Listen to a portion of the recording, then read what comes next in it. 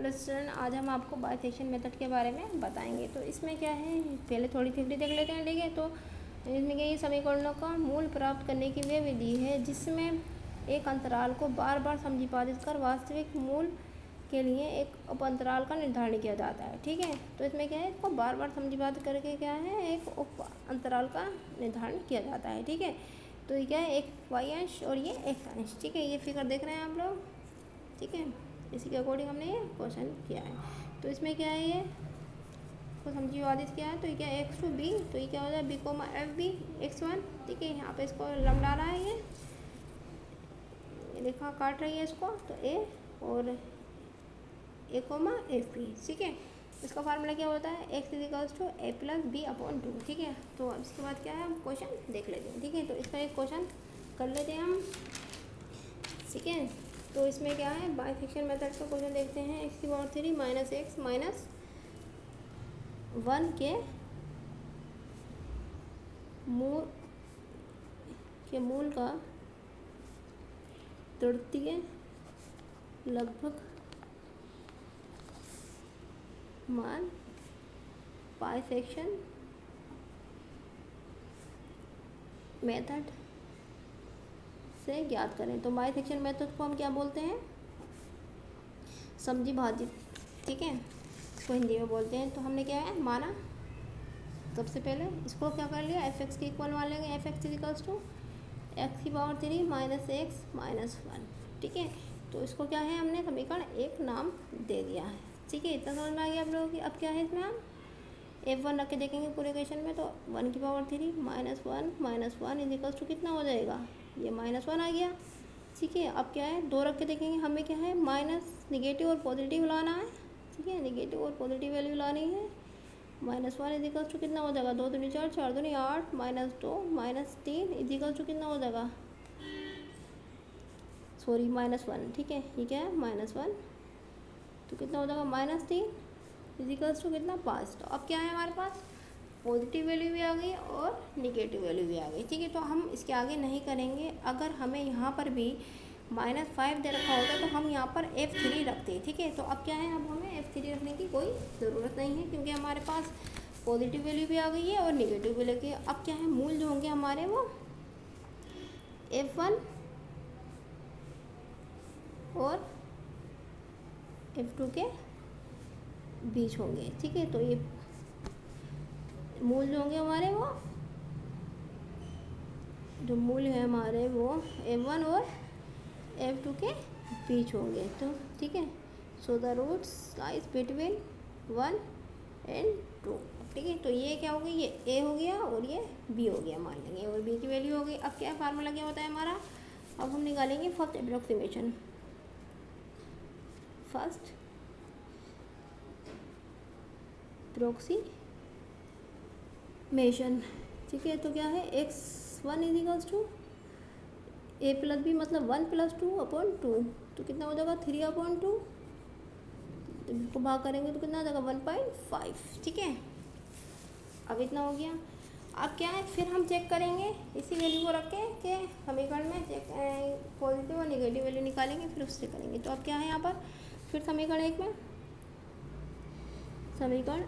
एक में x1 का मान रखने पर।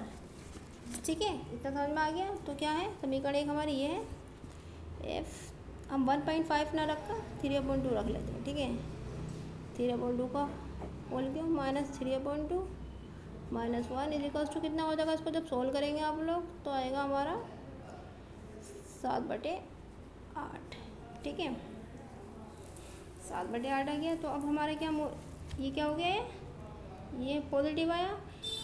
तो अब क्या है, F3/2 पर क्या आ गई, पॉजिटिव वैल्यू आ गई। अब क्या है, ये पॉजिटिव वाला रिप्लेस हो जाएगा, इसकी जगह ये आ जाएगा। तो क्या होगा, हमारा मूल क्या होंगे हमारे,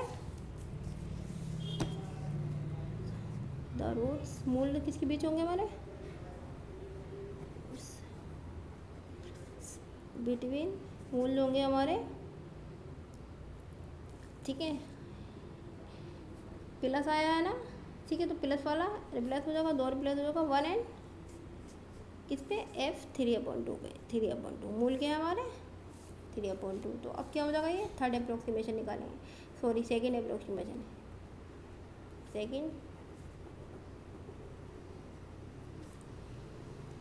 सेकेंड अप्रोक्सीमेशन के लिए आ गया हमारा ये।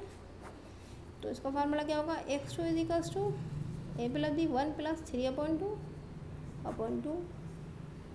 ठीक है, तो कितना आ जाएगा 5/4। अब फिर वही प्रोसेस करेंगे कि 5/4 को फिर हम इक्वेशन 1 में रखेंगे। ठीक है, तो अब क्या है, समीकरण 1 में x2 की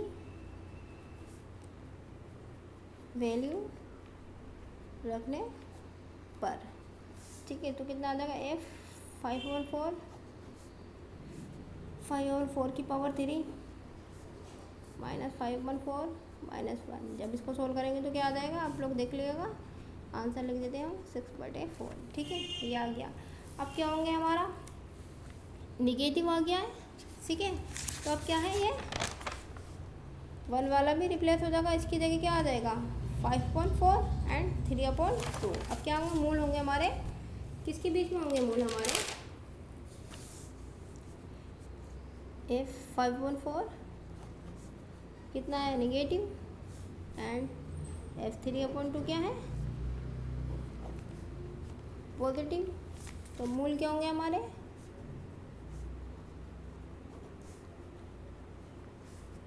मूल जो होंगे हमारे वो 5/4 एंड 3/2 के बीच होंगे। ठीक है, तो अब निकालेंगे हम थर्ड अप्रोक्सीमेशन।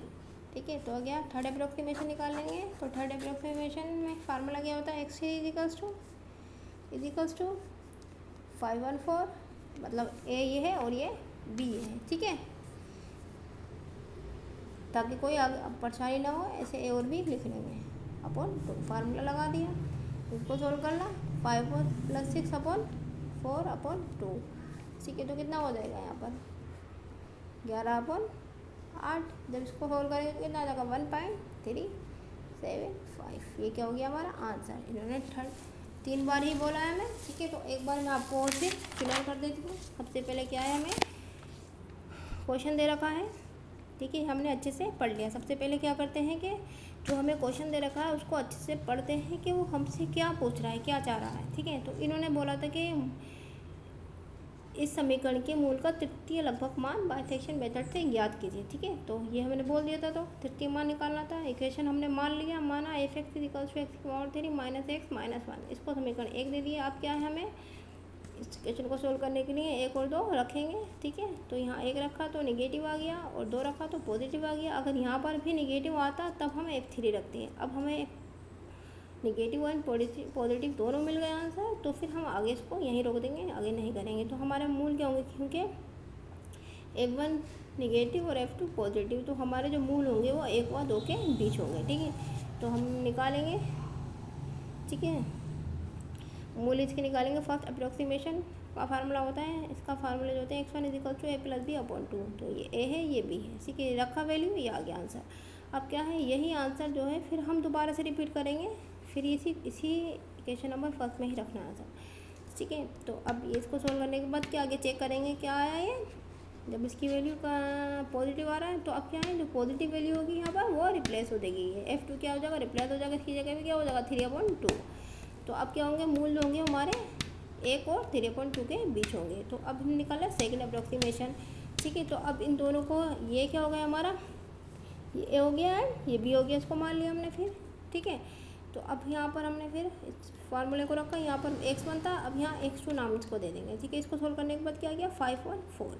ठीक है, तो 5/4 आ गया। तो अब देखेंगे 5/4 को फिर इक्वेशन में रखेंगे कि हमारा मूल पॉजिटिव है या नेगेटिव है। जब हमने इसको 5/4 को इक्वेशन में रखा तो हमारा निगेटिव आ गया, तो इसका मतलब है जो हमारे 1 है वो रिप्लेस हो जाएगा। इसकी जगह क्या आ जाएगा 5/4 एंड 3/2 पॉजिटिव था पहले ही। तो हमारे मूल ये किसके बीच होंगे, 5/4/3/2 के बीच होंगे। तो अब निकालेंगे हम थर्ड अप्रोक्सीमेशन। ठीक है, तो x3 निकालेंगे। x3 निकालने के लिए वही फार्मूला a+b/2 इसमें लगा दिया और फिर इसको सोल्व करने के बाद क्या आ गया, ये हमारा आंसर आ गया। ठीक है, ओके। समझ में आ गया।